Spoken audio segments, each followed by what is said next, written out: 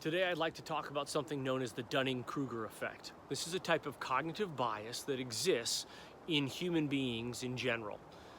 Dunning and Kruger were two social psychologists who studied how performers assess the quality or level of their own performance. And this was about 20 years ago.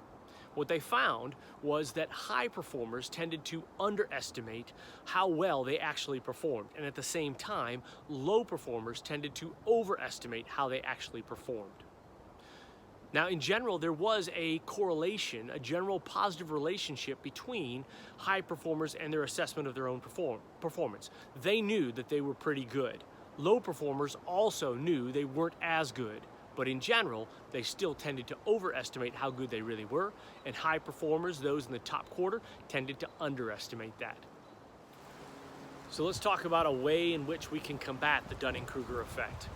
In general, feedback is one of the best ways to increase self-awareness and awareness in others, but it's hard to do. In general, people don't give good constructive feedback, and they have an even harder time of receiving it.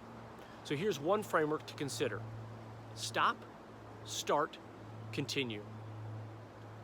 Telling a colleague, a superior, someone above you, a boss, a supervisor, a peer, someone who's lateral to you within the organization, or a subordinate, somebody who maybe is a direct report to you, sitting down with them, telling them, hey, you gotta stop doing X, Y, and Z. It's disruptive, it's distracting, and it doesn't help the team, it impedes their performance.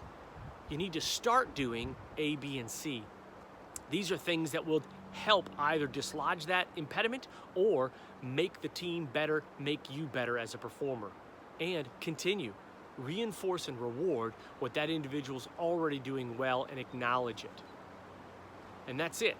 To help defeat the Dunning-Kruger effect, you want to increase awareness and insight into yourself and to others. Feedback that's constructive and direct at the point of contact is probably one of the best ways to do it. And stop, start, continue is an easy framework to deliver that feedback.